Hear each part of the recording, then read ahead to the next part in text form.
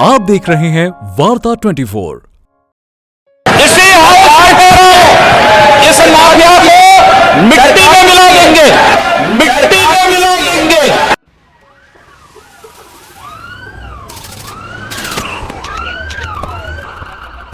कभी विकास दुबे की गाड़ी पलट जाती है तो कभी असद अहमद को मिट्टी में मिला दिया जाता है। यह उत्तर प्रदेश है जहां पिछले 6 सालों में माफिया नहीं बल्कि पुलिस की गोली ज्यादा चलती दिखाई देती है। उत्तर प्रदेश सरकार के मुखिया योगी आदित्यनाथ सरकार में जीरो टॉलरेंस की नीति की बात करते हैं और पिछले 6 सालों में हुए एनकाउंटरों की रिपोर्ट देखी जाए तो यह बात सच भी लगती है। उत्तर प्रदेश में पिछले 6 सालों में 10,933 एनकाउंटर हो चुके हैं। 11,000 एनकाउंटर से उत्तर प्रदेश पुलिस सिर्फ 67 एनकाउंटर की दूरी पर है। इन आंकड़ों को समझें तो उत्तर प्रदेश में हर दिन औसतन 5 एनकाउंटर होते हैं।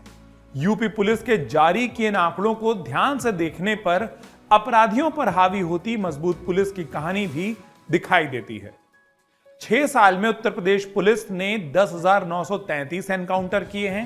इन एनकाउंटर में 183 कुख्यात बदमाश ढेर हो गए, यानी हर साल औसतन 30 अपराधियों को यूपी पुलिस ने एनकाउंटर में मार गिराया है। पुलिस की गोली लगने से 5,046 बदमाश घायल हो चुके हैं और इन्हीं एनकाउंटर में अब तक 23,348 अपराधियों को पकड़ा गया है। ऐसा नहीं है कि एनकाउंटर में एक ओर से ही गोली चलती है। यूपी पुलिस के 13 पुलिसकर्मी एनकाउंटर में शहीद हो चुके हैं और 1,443 पुलिसकर्मी इन एनकाउंटर में घायल भी हुए हैं। उत्तर प्रदेश में हुए इन एनकाउंटर की डिटेल रिपोर्ट अगर आपको समझनी हो तो आपको बता दें कि सबसे ज्यादा एनकाउंटर मेरठ जोन में हुए हैं, जहां 3,205 एनकाउंटर हुए और इनमें 64 अपराधियों को मार गिराया गया। इन्हीं 3,205 एनकाउंटर में 1,708 अपराधी घायल भी हुए। गिरफ्तार अपराधियों की बात करें तो 5,967 अपराधी एनकाउंटर के बाद गिरफ्तार कर लिए गए। मेरठ के बाद सबसे ज्यादा एनकाउंटर की लिस्ट में दूसरा नंबर आता है आगरा का। आगरा में 1,844 एनकाउंटर हुए हैं, जिनमें 14 अपराधियों का सफाया हुआ है और 4,654 अपराधियों को गिरफ्तार किया गया है। तीसरे नंबर पर आता है बरेली, जहां 1,497 मुठभेड़ हुई हैं, जिनमें 7 अपराधी मारे गए और 3,410 को गिरफ्तार कर लिया। एनकाउंटरों की इन रिपोर्ट को देखकर एक बात जो साफ होती है वो ये कि सबसे ज्यादा एनकाउंटर वेस्टर्न यूपी में यानी कि पश्चिमी उत्तर प्रदेश में होते दिखाई दे रहे हैं।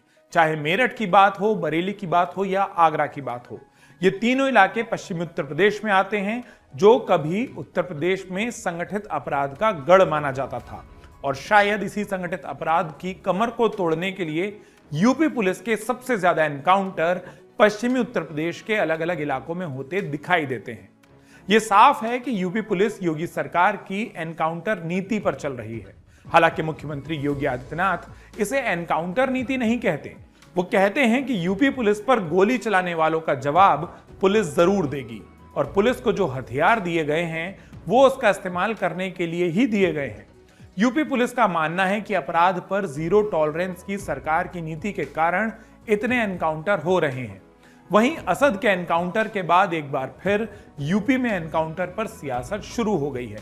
अखिलेश यादव जहां एनकाउंटर को फर्जी और सरकार के दबाव में जबरदस्ती किए गए एनकाउंटर बता रहे हैं, तो असदुद्दीन ओवैसी इन्हें एक ही धर्म के खिलाफ की गई कार्रवाई बता रहे हैं।